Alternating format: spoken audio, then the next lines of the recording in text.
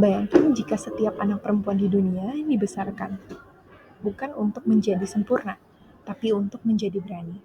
Kalimat itu diucapkan oleh seorang perempuan bernama Reshma Saujani, pendiri Girls Who Code dan Moms First.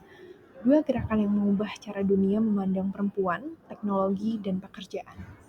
Halo semuanya, nama saya Azmani Fatul Islam. Dalam video kali ini saya akan membahas bagaimana Reshma Saujani membangun personal brandingnya sebagai seorang aktivis, entrepreneur sosial, dan advokat modern.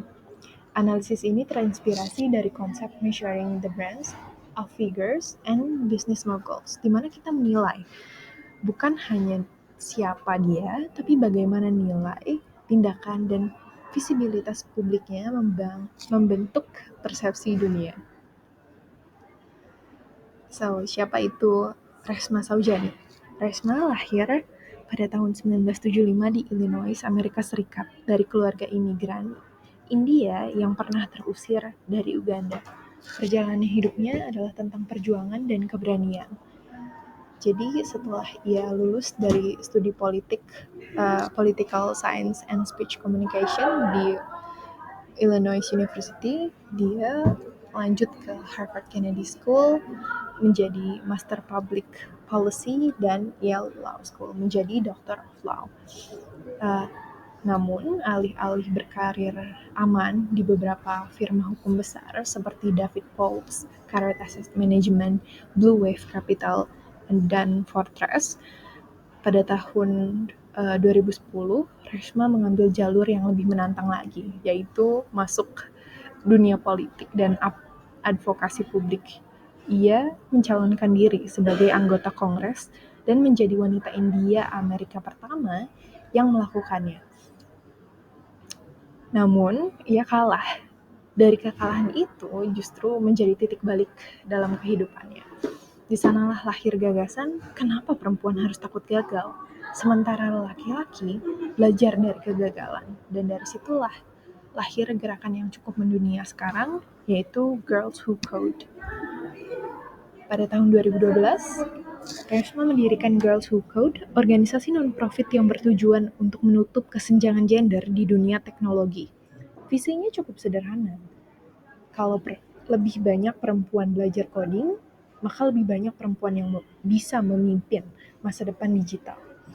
Dalam waktu 10 tahun, Girls Who Code telah menjangkau lebih dari 500.000 perempuan muda di seluruh dunia menjadi partisipan. Dan bahkan di tahun 2024, angkanya menembus hingga 670.000 partisipan. Program ini bukan sekedar mengajar coding, tapi juga membangun rasa percaya diri, keberanian, dan empati perempuan. Kesuksesan ini membawa Reshma masuk ke daftar Fortune 40 Under 40. Dan ia juga dinobatkan oleh Forbes sebagai salah satu Woman to Watch in 2024. Namun, kisah Reshma tidak berhenti sampai di situ saja.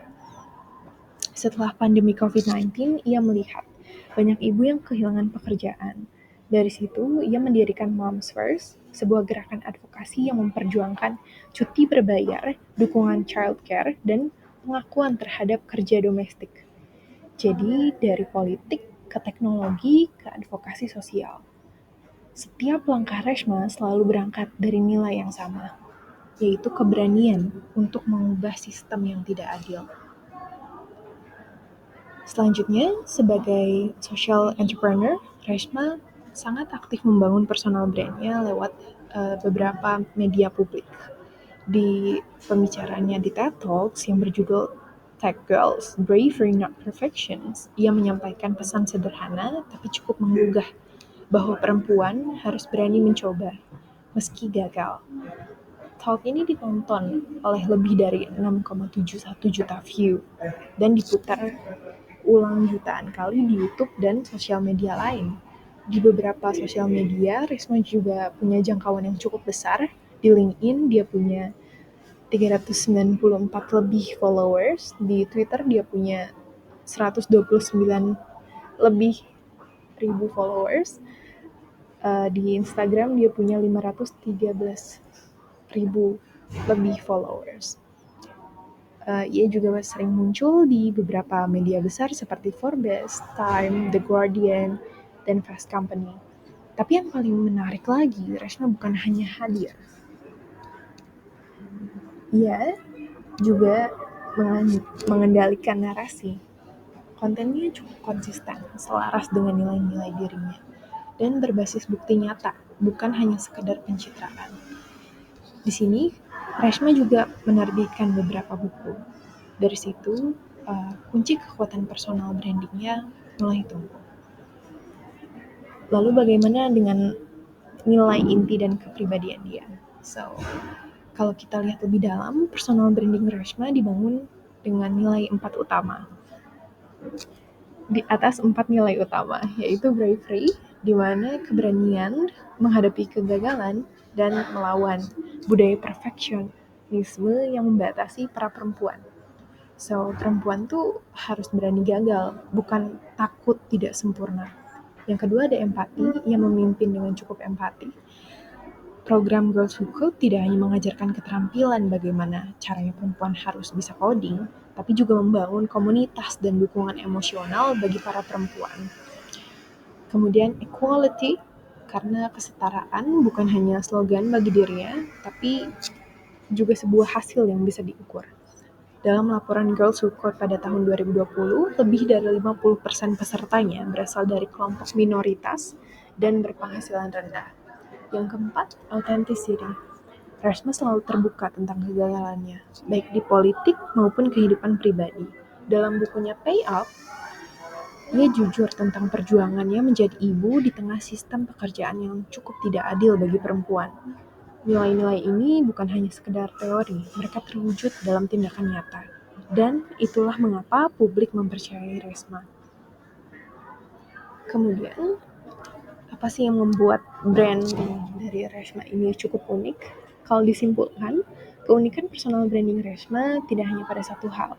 Ia menyatukan hanya ada pada satu hal, yaitu menyatukan 3 kekuatan besar, yaitu dari education, policy, dan public voice.